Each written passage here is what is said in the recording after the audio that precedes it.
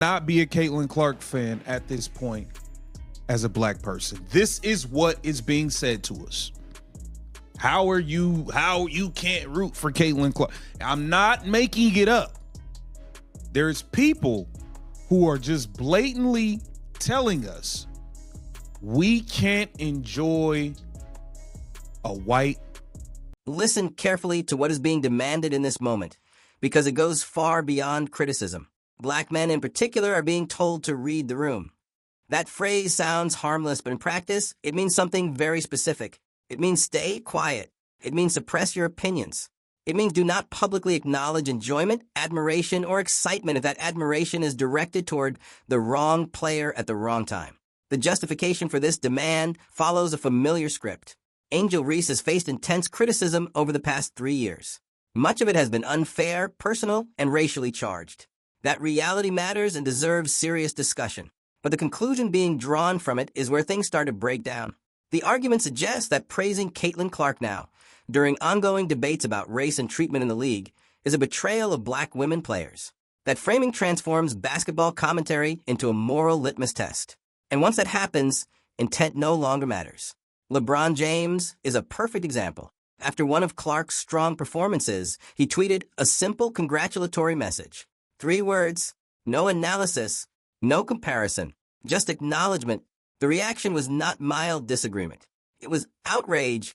The implication was unmistakable. A black athlete publicly praising a white athlete during a tense cultural moment is choosing a side. The same thing happened to Robert Griffin III. Simply acknowledging Clark's talent was treated as poor timing, misplaced loyalty, or even complicity in a broader injustice. These aren't anonymous trolls or fringe commentators. These are high-profile black athletes being told that their public expressions of respect are inappropriate. Not incorrect, inappropriate. That distinction matters. It suggests that the problem isn't the content of what they said, but the act of saying it at all. This creates an impossible standard. If black men speak positively, they are accused of betrayal. If they stay silent, they are still judged. Silence becomes mandatory, but never sufficient. And that kind of environment doesn't encourage thoughtful conversation. It breeds resentment. Sports have always allowed space for admiration across lines of race, nationality, and background. When that space disappears, what replaces it is not justice or progress. It is fear of saying the wrong thing. And fear has never helped a sport grow. Listen to this. Just listen to this. Messages for my fellas. Look, read the room, please. Please read the room.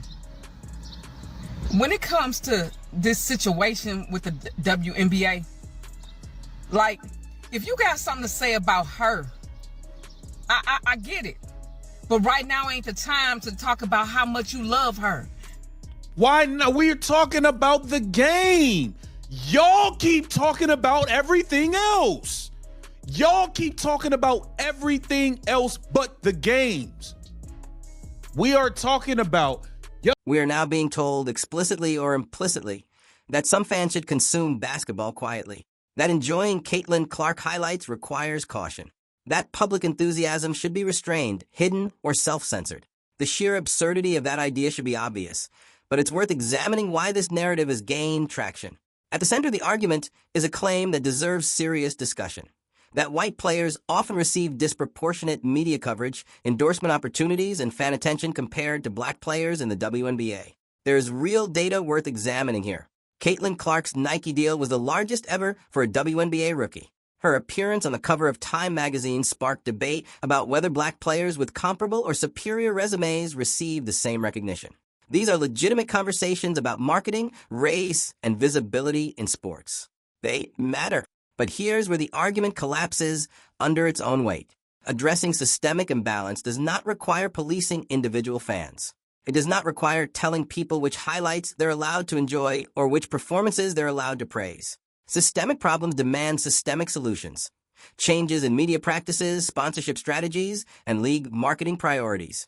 They are not solved by turning fandom into a moral obligation. When you tell people that appreciating excellence is politically suspect, you don't correct injustice.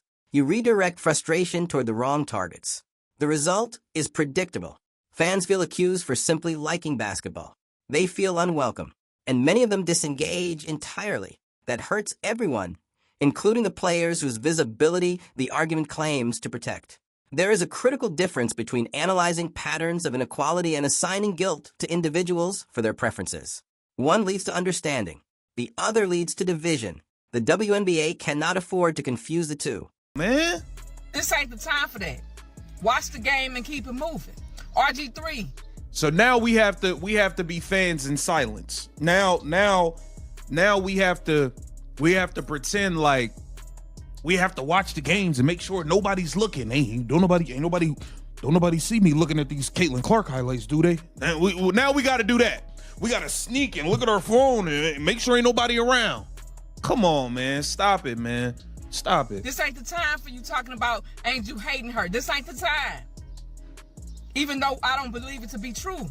And even if it is, this ain't the time. This is where the argument completely loses coherence. Comparing sports fandom to romantic loyalty or personal relationships is a category error. Watching basketball is not a moral duty. Praising a player is not an act of protection or betrayal. Suggesting that men who compliment white female athletes are somehow failing black women collapses multiple unrelated issues into one incoherent demand. What's happening here is not basketball discourse. It's a loyalty test. Fans are being asked to prove they are on the right side by amplifying certain players and minimizing or ignoring others. That is not organic fandom. That is political performance. And it is deeply damaging to the WNBA. The league has spent decades trying to attract broader audiences, including casual fans who don't live inside online discourse. The 2024 season represented a breakthrough moment. Viewership surged. Attendance climbed. Much of that attention came from new fans drawn in by Clark's popularity and the Iowa-LSU rivalry. Now, those same potential fans are being told their interest is conditional, that their enthusiasm is welcome only if it follows specific racial rules. Sports do not thrive under those conditions. They stagnate. You cannot grow a league by narrowing the definition of who belongs. Stuff about her, and you not sticking up for your sister, your niece, your cousin, your daughter. That's why a lot of women say I'd rather the bear than the man. What does women saying the bear than the man? What is it? We're not talking about relationships. We are not talking about relationships or we're talking about basketball. And this is a perfect example of why a lot of men don't even watch women, To understand how unusual this moment is, it helps to look at men's basketball. In the NBA, fans routinely celebrate greatness regardless of race or nationality. Nikola Jokic is widely considered the best player in the world. He is white. He is Serbian.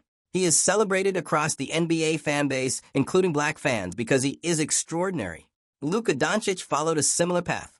Early skepticism vanished once his talent became undeniable. Today, his highlights dominate social media, and his jersey sells worldwide. No one questions whether it is appropriate for black fans to admire his game. Cooper Flag, projected as the top pick in the 2025 NBA draft, would be the first American-born white player selected first overall since 1977. The response has been excitement, not resentment. Fans are focused on skill, competitiveness, and impact. Nobody is arguing draft position based on race. The conversation remains what it should be. Who is the better basketball player?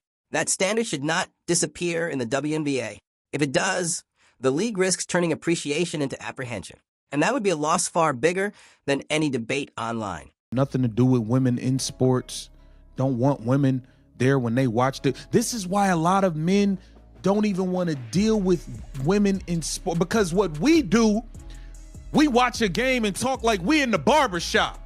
He's whack. No, I like him. It don't matter your skin color. It don't matter. If you ask 90% of black men that are being honest, who are NBA fans, who's the best player in the NBA?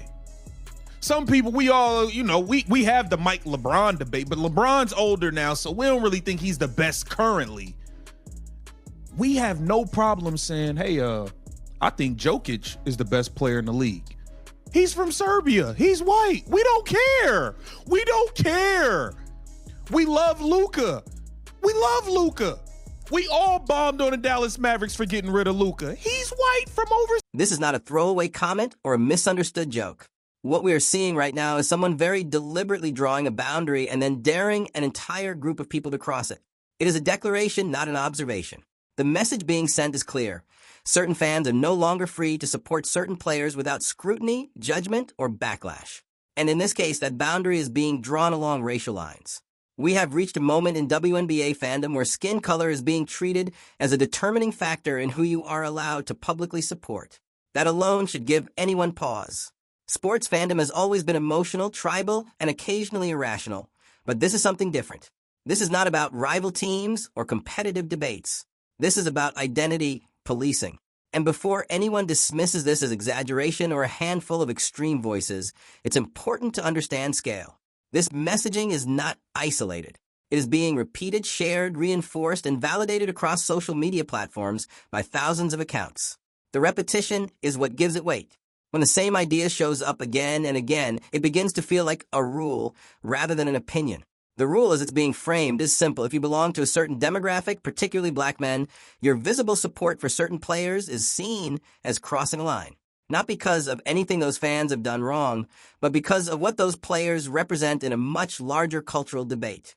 Basketball, in this framing, stops being a game and becomes a proxy battlefield for unresolved social grievances. The real issue isn't whether this dynamic exists. It clearly does. The real question is how the WNBA fandom arrived here in the first place. How did watching and enjoying basketball become something that requires ideological alignment? How did appreciation for skill and performance become something that needs justification? And perhaps most importantly, what does this mean for the future of women's basketball? Because if fandom becomes conditional, if support is only welcomed when it aligns with specific racial or political expectations, then the league isn't expanding its audience. It's shrinking it. You cannot grow a sport by telling people that their enthusiasm is suspect by default. This moment represents a crossroads. Either the WNBA continues pushing toward inclusivity in the broadest sense, or it allows a vocal segment of its audience to redefine fandom as a loyalty test. And history shows us that when sports stop being about the game and start being about moral compliance, casual fans don't argue. They leave.